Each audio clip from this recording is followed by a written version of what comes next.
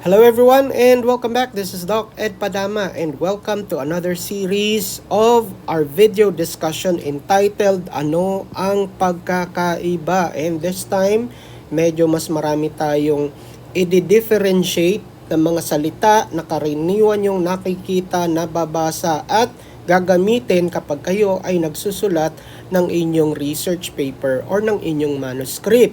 Ang ating pag-uusapan ngayon ay gagawin natin sa wikang Tagalog at English. So, ang mga salitang binabanggit ko o nabanggit ko ay ang mga sumusunod, ang quantitative, qualitative, mixed method at action research. Ano ang pagkakaiba ng mga salitang ito? Sa umpisa ng inyong asignatura, ng inyong subject na may kinalaman o required kayo na gumawa ng research o magsulat ng research, karaniwan nyo naririnig at ipinapakilala sa inyo ay ang quantitative at qualitative. So, dito tayo magsisimula. Ano ba ang ibig sabihin ng quantitative? Mula sa salitang quantify.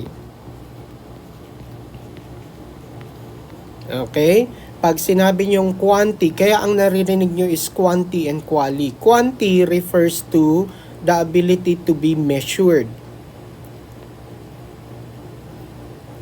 Okay, kapag ang isang research na gagawin ninyo ay kayang sukatin yung data na makukuha ninyo, na magagather ninyo, ito ay classified as quantitative. So, yun yung pinaka-simpleng definition kapag quantitative. It is measured. Kung ito ay measurable, gumagamit siya ng numerical values.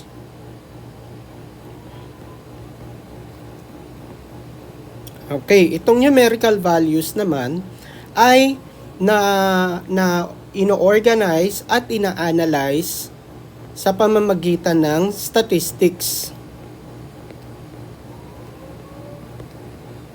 Okay, statistical analysis. Yun na lang gamitin natin. Statistical analysis. Okay. So, ito ang characteristic ng tinatawag nating quantitative research. Yan, yung unang term natin. Yung pangalawang klase, yung sinasabi naman natin na quali, kapag qualitative research, this is the opposite, kabaliktaran ng quantitative, cannot be measured. So, ito yung mga bagay na hindi kayang sukatin. Okay, kagaya ng isang phenomenon, pangyayari, experience, at kung ano-ano pa. So, itong mga bagay na ito ay sinasabi nating qualitative dahil hindi o walang kakayanang sukatin ang mga bagay na makukuha ninyo o magagather ninyo. Doon sa mga data na makokolekta ninyo, hindi nyo ito pwedeng sukatin. Kaya siya ay tinatawag na qualitative. Okay? So, ano-ano yung mga babalik na data sa inyo? Hindi siya in the form of numerical values.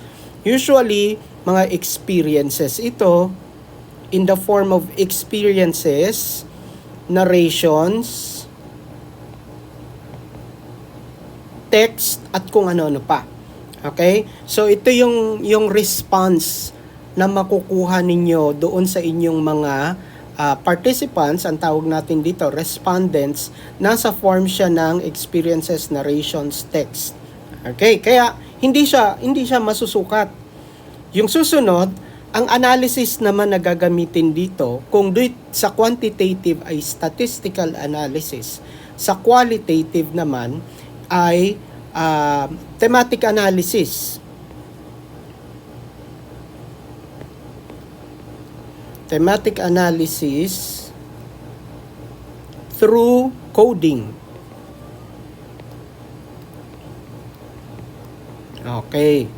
So, ang thematic analysis ay yung paghahanap ng mga magkakaparehong sagot doon sa mga ibinigay ng inyong respondents. So, ang ibibigay ng mga respondents ninyo are in the form of experiences, narrations, observations ninyo, isusulat ninyo.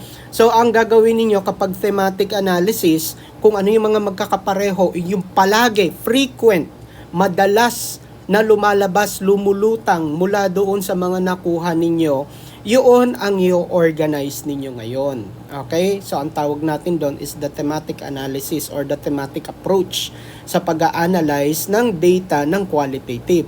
So, makikita nyo dito na kaagad ang pagkakaiba ng quantitative and qualitative research. Now, ang mixed method, ituloy na natin dito sa baba. Kapag sinabi nating mixed, ang mixed ay kilala din sa tawag na hybrid method.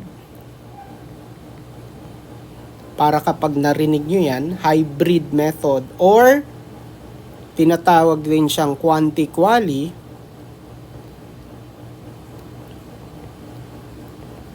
isa lang ang kahulugan niya. Ano? Mixed method pa din siya. So pare-pareho lang yung kahulugan ng term ng hybrid or quanti-quali at mixed method. Ano naman ngayon ang mixed method? Mula doon sa salitang mix, ibig sabihin pinaghalo, pinagsama. Ano ang pinagsama? Yung quantitative at qualitative. Quantitative at qualitative ay pinagsama dito sa tinatawag natin ngayong mixed method. Papaano nyo malalaman, ito yung madalas na tinatanong, papaano malalaman kung mixed method ang isang research? Ito ay makikita doon sa instrument na gagamitin ninyo. Magsisimula na agad itong makita doon sa statement of the problem ninyo.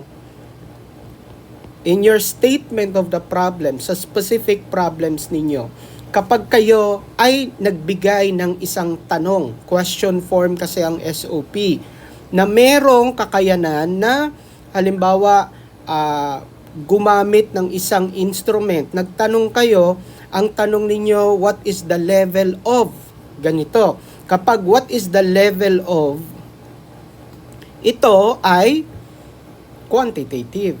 Okay? So, kapag ang tinanong naman ninyo sa SOP, what are the challenges encountered by the participants? Ito naman ngayon ay qualitative na question. Kapag ito ay pinagsama ninyo, which is allowed, which is valid sa isang SOP na meron kayong quantitative na question at qualitative na question, doon ngayon siya nagiging mixed method.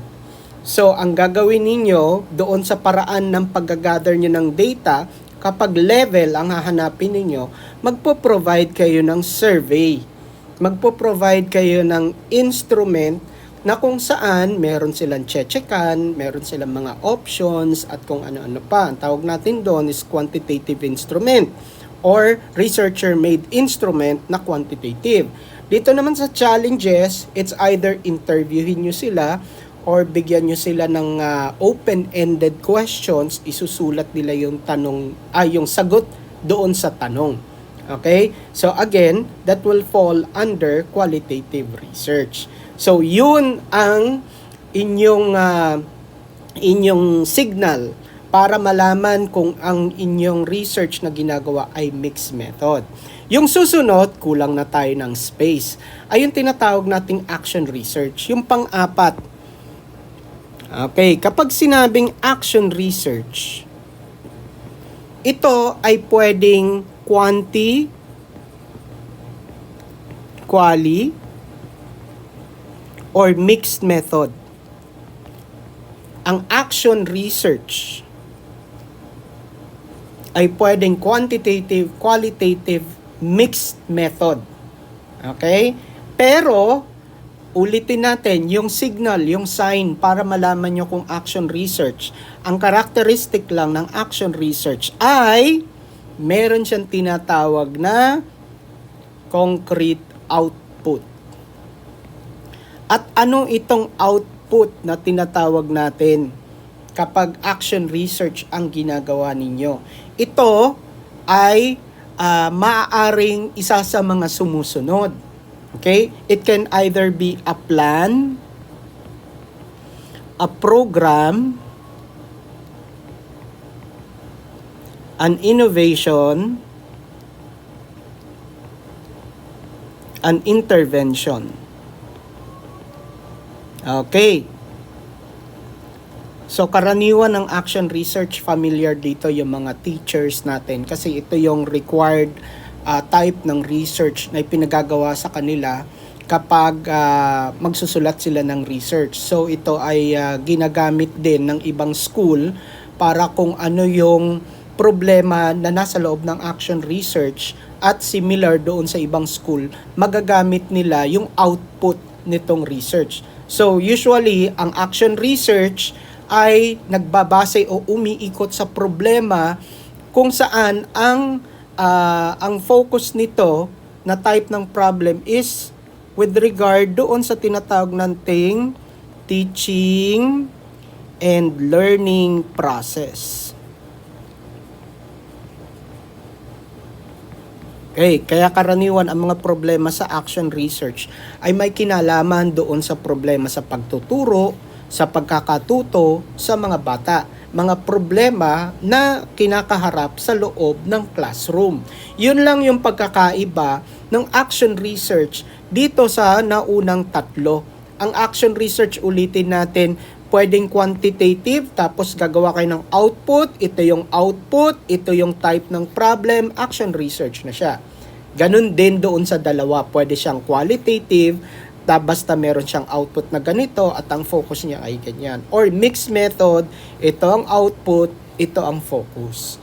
So ito ang pagkakaiba ng apat na types ng method ng pagsusulat ng research. So sana ay meron kayong napulot, nakuha dito sa ating discussion. And again, please help our YouTube channel by clicking that subscribe button. And another, please try to share the video and the knowledge that you have acquired in our discussion. Pinakamagandang regalo po natin sa mga kasama natin, kaibigan natin, lalong-lalo na doon sa mga taong alam natin nahihirapan sa pagsusulat ng research, ay mabigyan din natin ng kalinawan yung kanilang kaisipan kung papaano dapat gawin kapag nagsusulat ng research. Maraming salamat po sa inyong lahat. Thank you and God bless. See you on our next video, everyone. Bye!